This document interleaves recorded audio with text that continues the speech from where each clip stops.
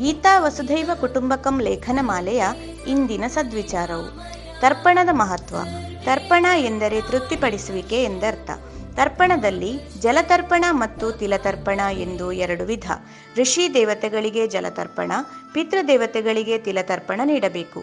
ತಂದೆ ತಾಯಿ ಇಲ್ಲದವರು, ತಾಯಿ ಜೀವಂತವಾಗಿದ್ದು ತಂದೆ ಇಲ್ಲದವರು ಅಮಾವಾಸ್ಯೆ, ಸಂಕ್ರಾಂತಿ, ಗ್ರಹಣದ ಸಮಯದಲ್ಲಿ ಶ್ರಾದ್ದ ಕರ್ಮದಲ್ಲಿ ಪಿತೃದೇವತೆಗಳಿಗೆ ತಿಲತರ್ಪಣ ನೀಡಬೇಕು. ದೇವಋಣ ಮತ್ತು ಋಷಿಋಣವನ್ನು ತೀರಿಸಬಹುದು, ಆದರೆ ಮಾತಾಪಿತೃಋಣ ತೀರಿಸಲು ಆಗುವುದಿಲ್ಲ. ಏಕೆಂದರೆ ತಾಯಿ ನಮ್ಮನ್ನು ನವಮಾಸಗಳು ಗರ್ಭದಲ್ಲಿ ಹೊತ್ತು ಹೆತ್ತು ಸಾಕಿ ಸಲಹುವವಳು. ತಂದೆಯು ಇಡೀ ಸಂಸಾರದ ಭಾರವನ್ನು ಹೊತ್ತು ಮಕ್ಕಳ ಹಿತ ಮತ್ತು ಭವಿಷ್ಯಕ್ಕಾಗಿ ದುಡಿಯುವನು. ಇಂತಹ ತಂದೆ ತಾಯಿಯರ ಋಣವನ್ನು ತೀರಿಸಲು ಅವರು ನಿಧನರಾದ ನಂತರ ಶ್ರಾದ್ದವನ್ನು ಮಾಡಬೇಕು. ಎಲ್ಲ ವರ್ಣಾಶ್ರಮದವರು ಶ್ರಾದ್ದ ಕರ್ಮವನ್ನು ಅವರವರ ಸಂಪ್ರದಾಯಕ್ಕನುಗುಣವಾಗಿ ಆಚರಿಸುತ್ತಾರೆ. ಕೆಲವರು ಆಷಾಢ ಅಮಾವಾಸ್ಯೆಯಂದು, ಇನ್ನು ಕೆಲವರು ಭಾದ್ರಪದ ಅಮಾವಾಸ್ಯೆಯಂದು ಪಿತೃಗಳಿಗೆ ತರ್ಪಣ ನೀಡುತ್ತಾರೆ. ಆಷಾಢ ಅಮಾವಾಸ್ಯೆ ಆಟಿ ಅಮಾವಾಸ್ಯೆ ಎಂದು, ಭಾದ್ರಪದ ಅಮಾವಾಸ್ಯೆ ಮಹಾಲಯ ಅಮಾವಾಸ್ಯೆ ಎಂದು ಪ್ರಸಿದ್ಧವಾಗಿದೆ. ಬ್ರಹ್ಮ ಪುರಾಣದಲ್ಲಿ ಶ್ರಾದ್ದದ ಬಗ್ಗೆ ಈ ರೀತಿ ಹೇಳಿದೆ: ದೇಶೇ ಕಾಲೇ ಚ ಪಾತ್ರೇ ಚ ಶ್ರದ್ಧಯಾ ವಿಧಿನಾ ಚ ಯತ್ ಪಿತೃನುದ್ದಿಶ್ಯ ವಿಪ್ರೇಭ್ಯೋ ದತ್ತಂ ಶ್ರಾದ್ದಾಮುದಾಹೃತಂ. ಒಬ್ಬ ವ್ಯಕ್ತಿಯು ತನ್ನ ಪಿತೃಗಳನ್ನು ಉದ್ದೇಶಿಸಿ ಯೋಗ್ಯವಾದ ಸಮಯದಲ್ಲಿ ಶ್ರದ್ಧೆಯಿಂದಲೂ ಶಾಸ್ತ್ರವಿಧಿಗೆ ಅನುಸಾರವಾಗಿ ಏನನ್ನು ದಾನವಾಗಿ ಕೊಡುತ್ತಾನೆಯೋ ಅದು ಶ್ರಾದ್ದವೆನಿಸುತ್ತದೆ. ಮಾತಾಪಿತೃಗಳ ನಿಧನದ ನಂತರ ಅವರು ಪಿತೃದೇವತೆಗಳೆನಿಸುವ ಕಾರಣ ಶ್ರಾದ್ದವನ್ನು ಮಾಡುತ್ತಾರೆ. ಹಿಂದೂ ಸಂಪ್ರದಾಯದಲ್ಲಿ ಆತ್ಮಕ್ಕೆ ಹುಟ್ಟು ಸಾವುಗಳಿಲ್ಲ.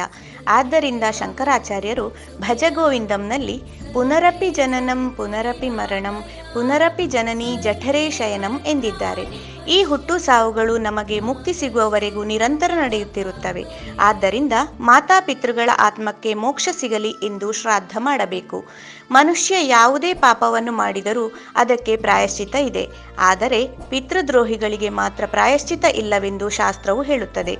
ಪಿತೃಪಕ್ಷದಲ್ಲಿ ಮಾಡುವ ಕಾರ್ಯವು ಮಾತಾಪಿತೃಗಳಿಗಲ್ಲದೆ ಅಜ್ಜ ಅಜ್ಜಿ, ಮುತ್ತಜ್ಜ ಮುತ್ತಜ್ಜಿಯರಿಗೂ ಸೇರುತ್ತದೆ, ಹಾಗೂ ರಕ್ತ ಸಂಬಂಧ ಇರುವ ಎಲ್ಲರಿಗೂ ಸೇರುತ್ತದೆ.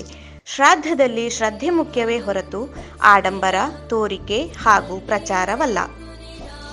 ಹಿಂದೂ ಧರ್ಮದ ಪ್ರಕಾರ ಒಬ್ಬ ಪೂರ್ವಜರ 3 ತಲೆಮಾರಿನ ಆತ್ಮಗಳು ಸ್ವರ್ಗ ಹಾಗೂ ಭೂಮಿಯ ನಡುವಿನ ಪಿತೃಲೋಕದಲ್ಲಿ ವಾಸಿಸುತ್ತವೆ. ಈ ಕ್ಷೇತ್ರವನ್ನು ಯಮನು ಆಳುತ್ತಿರುತ್ತಾನೆ. ಅವನು ಸಾಯುವ ಮಾನವನ ಆತ್ಮವನ್ನು ಭೂಲೋಕದಿಂದ ಪಿತೃಲೋಕಕ್ಕೆ ಕೊಂಡೊಯ್ಯುತ್ತಾನೆ. ಆ 3 ತಲೆಮಾರುಗಳಿಗೆ ಮಾತ್ರ ಶ್ರಾದ್ದ ಸಂಸ್ಕಾರಗಳನ್ನು ನೀಡಲಾಗುತ್ತದೆ. ಪಿತೃಪಕ್ಷದಲ್ಲಿ ಪೂರ್ವಜರಿಗೆ ಮೋಕ್ಷವನ್ನು ಕರುಣಿಸಲು ಪ್ರಾರ್ಥನೆ ಮಾಡಲಾಗುತ್ತದೆ.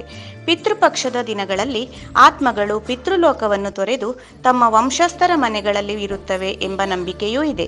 ಶ್ರಾದ್ದ ವಿಧಿಗಳಿಗಾಗಿ ವಿಶೇಷ ಆಹಾರವನ್ನು ತಯಾರಿಸುತ್ತಾರೆ. ಈ ಆಚರಣೆಯಲ್ಲಿ ಕಾಗೆಗಳು ಆಹಾರ ತಿಂದರೆ ಹಿರಿಯರು ತಿಂದಂತೆ ಎಂಬ ನಂಬಿಕೆ ಇದೆ.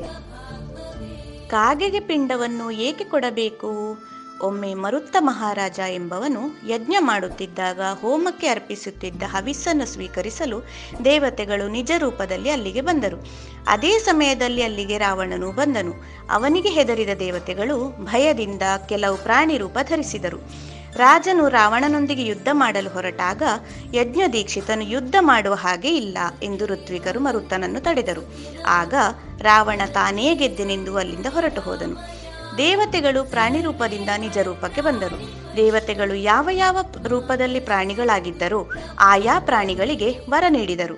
ನವಿಲಿನ ರೂಪ ಧರಿಸಿದ್ದ ಇಂದ್ರನು ನವಿಲಿಗೆ ನಾನು ಮಳೆಗರೆಯುವಾಗ ನರ್ತಿಸು. ಹಂಸರೂಪ ಧರಿಸಿದ್ದ ವರುಣ ನಿನ್ನ ವರ್ಣವು ಹಾಲಿನಂತೆ ಶುಭ್ರವಾಗಿರಲಿ ಎಂಬ ವರವನ್ನು ನೀಡಿದನು. ಕಾಗೆಯ ರೂಪ ಧರಿಸಿದ್ದ ಯಮನು ಭೂಮಿಯಲ್ಲಿ ನೀನು ಒಬ್ಬರು ಹಾಕಿದ ಅನ್ನ ತಿಂದಾಗ ನನ್ನ ಲೋಕದಲ್ಲಿರುವ ಅವನ ಪಿತೃಗಳಿಗೆ ತೃಪ್ತಿಯಾಗಲಿ ಎಂಬ ವರವನ್ನು ಕರುಣಿಸಿದರು. ಹಾಗಾಗಿ ಶ್ರಾದ್ದದಲ್ಲಿ ಕಾಗೆಗೆ ಅನ್ನ ಹಾಕಿದರೆ ಪಿತೃಗಳು ತೃಪ್ತರಾಗುವರು ಎಂಬ ನಂಬಿಕೆ. ಕುಟುಂಬದ ಹಿರಿಯರಿಗೆ ಗೌರವ ಸಲ್ಲಿಸುವ ಈ ಧಾರ್ಮಿಕ ಆಚರಣೆಯಿಂದ ಪೂರ್ವಜರು ತೃಪ್ತರಾಗಿ ಕುಟುಂಬದಲ್ಲಿ ಆರೋಗ್ಯ, ಸಂಪತ್ತು, ಜ್ಞಾನ ಹಾಗೂ ದೀರ್ಘಾಯುಷ್ಯವನ್ನು ಆಶೀರ್ವದಿಸುತ್ತಾರೆ. ಪ್ರತಿ ಕುಟುಂಬಗಳು ಸುಖ ನೆಮ್ಮದಿಯಿಂದ ಇರಬೇಕಾದರೆ ಪಿತೃಗಳ ದಯೆಯು ಅಗತ್ಯ.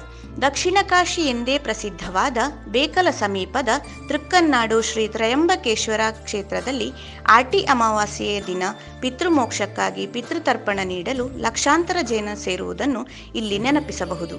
ಕೌಟುಂಬಿಕ ಮೌಲ್ಯಗಳನ್ನು ಉಳಿಸಿ ಬೆಳೆಸುವ, ಜಾಗೃತಗೊಳಿಸುವ ಇಂತಹ ಆಚರಣೆಗಳನ್ನು ಶ್ರದ್ಧಾಭಕ್ತಿಯಿಂದ ಆಚರಿಸಬೇಕು.